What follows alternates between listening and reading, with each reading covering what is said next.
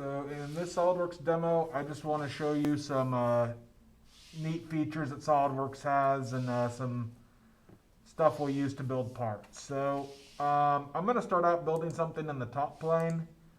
So let's make a circle in the top plane, and let's say that this circle is going to be, I'm working in millimeters, let's say it's a 120 millimeter diameter circle.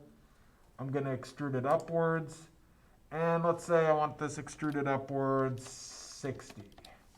So we're using, this is kind of showing you the extrude boss base feature. So extrude it upwards 60 and say that that looks pretty good. Let's build another circle on top of this.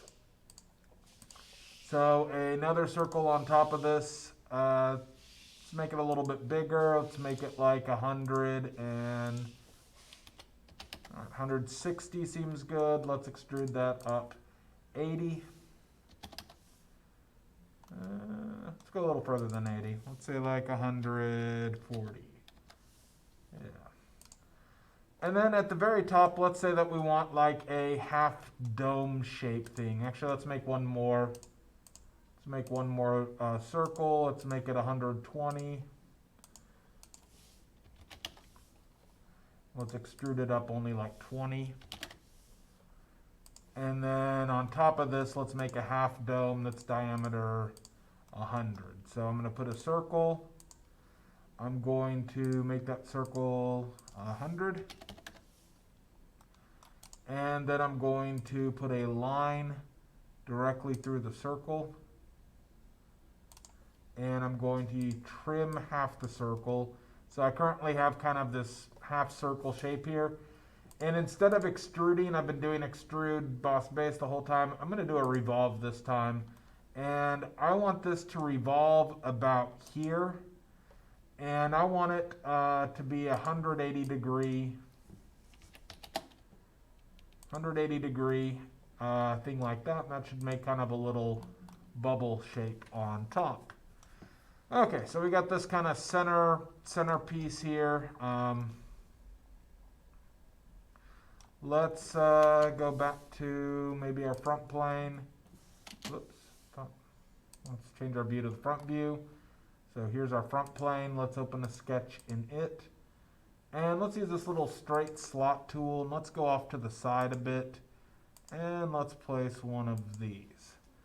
So let's try to, maybe from the center part here, which, okay, I can't pick up on that. So let me put a center line down here so I can use that to dimension.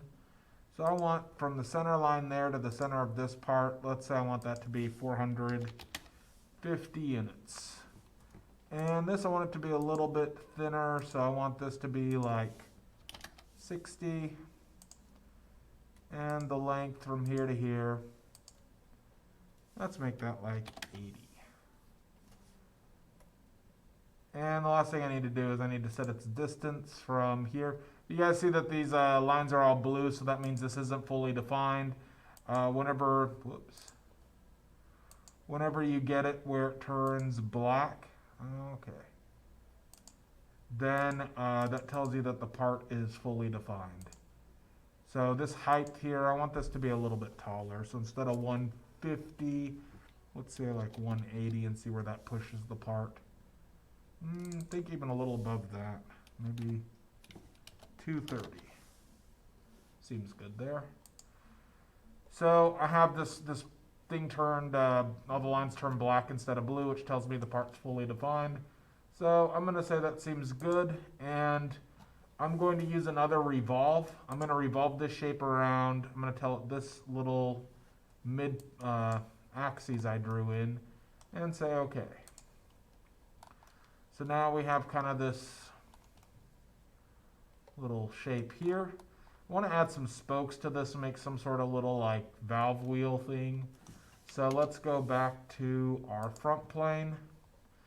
And here I want to be able to see inside of this a little bit. So I'm going to change its transparency maybe to like this. And that'll let me kind of see what I'm dealing with here. So I'm going to open a sketch. I'm going to draw from the center. Maybe use the center line here for some measurements.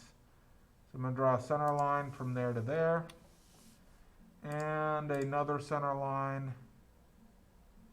Put it on the middle of this. So I'm going to have a, think, what's the best way to do this? Well, let's start out just drawing two lines like that. That looks kind of bad. Let's see. Let's give it this line, have it come out straight like that.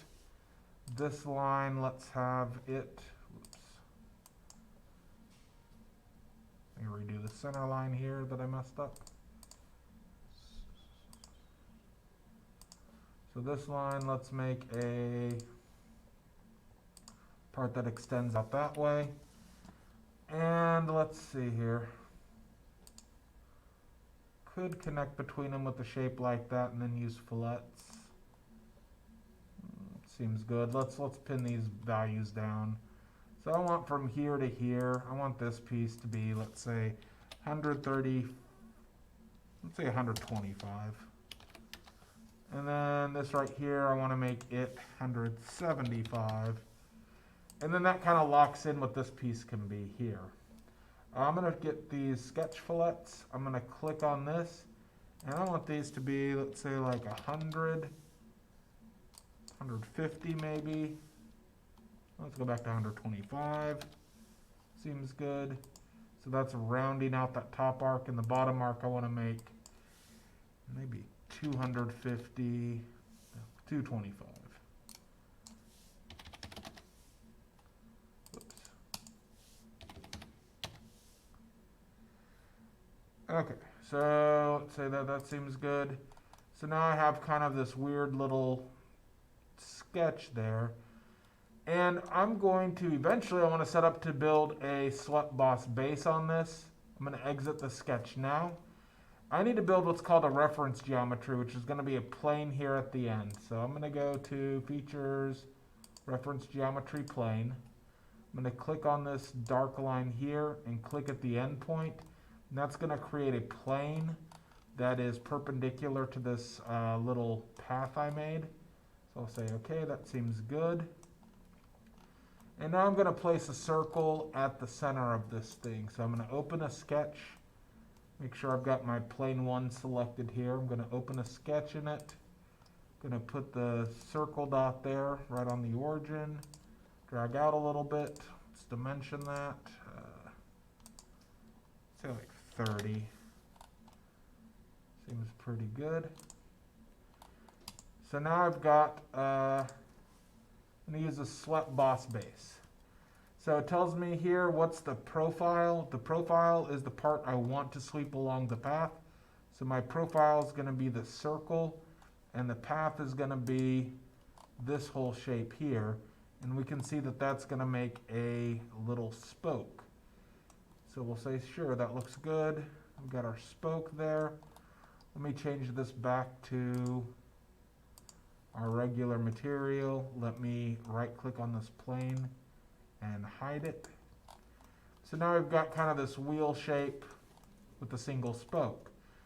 And we don't want to go through that whole process every time we want to make a second spoke. I think this thing maybe should have 3 spokes or 4 spokes. So what we're going to do is we're going to go to, under linear pattern, there's a circular pattern. So let's click on that. The features and faces, I want to click on this spoke, and the direction is I just need to use something kind of circular. So I'll click on that, and that makes, let's see, that's what 6 of them looks like. And I kind of like the 6. Let's go back up to 6. 4, 5, 6. Say OK. So now we have kind of this hand wheel looking shape. And we're getting kind of close to what we want to do. Let's go in here. Let's add a circle sketch on the bottom. And let's make that, see, the bottom was 120, so let's make this 100 so that there's a 20 millimeter thing there. And I want to cut this, up to this face, but leave a little bit of gap. So I can go to Features, I can go to Extrude Cut. We could just set a blind cut and kind of pull it to where we want to, or what whatever, that'll tell me how far to remove material. But I think I'm going to go to up to surface. So I'm going to tell it cut towards that surface. And whoops, let's use offset from surface. Cut towards that surface until you get, let's say, 10 millimeters close to it. So what this is going to do is this is going to cut towards this pink surface, but it's going to stop the cut 10 millimeters out. So we'll say OK. And we've got our shape kind of looking like this now. Okay, so that's, I don't know, maybe interesting or whatever. Let's add some fillets to this. Fillets will kind of round stuff out. So let's click where these two meet. Put some 10 millimeter fillets there to kind of round out how these parts meet this wheel. We'll do the same thing on the base of these parts. Okay. And then where these parts hit here, I want that rounded out with 10 millimeter fillets also. Let's get that last one. Okay, so we got everyone. We'll say okay. That makes the parts look kind of nice and rounded. Looks a little weird. Let's add a chamfer here on this part to kind of cut it to a diagonal angle.